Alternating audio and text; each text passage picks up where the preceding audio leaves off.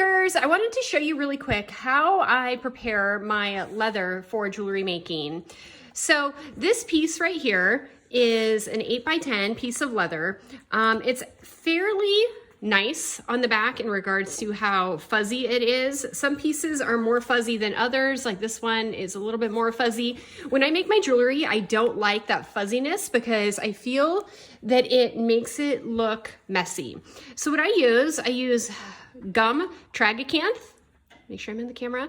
And this actually helps to kind of make it smoother on the back of the leather without making it stiff.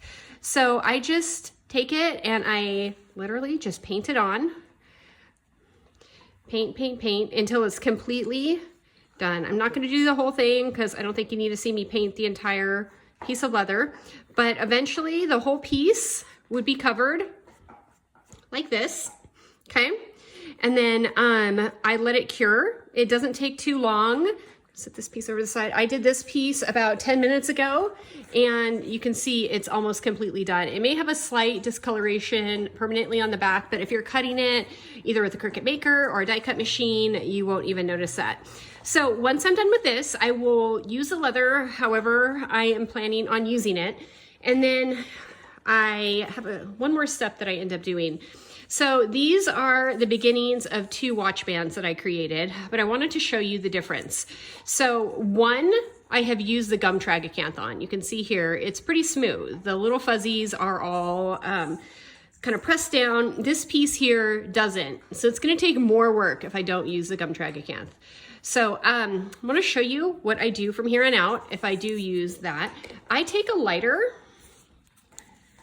and I just very quickly, let me move this one out of the way so it's not in the way. And you can see kind of the fuzziness right there, right? So I just take the lighter and I quickly go over those spots. And I do the same thing for the other side.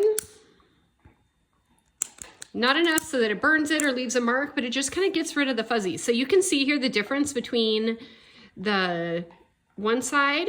Oop, there's a little fuzzy piece still left right there. Just kind of burn it off. Make sure not to get your fingers. And then as you see, it kind of goes on. Now, if I were to try to do that to this one, it would take a lot more. I would have to use scissors to kind of cut it and clean it up, which you can do too if you prefer to do that. But I think it makes a much nicer looking finished product. I will be posting some other videos about different tips and tricks that I have. So like my YouTube channel and stay tuned for more tips and tricks.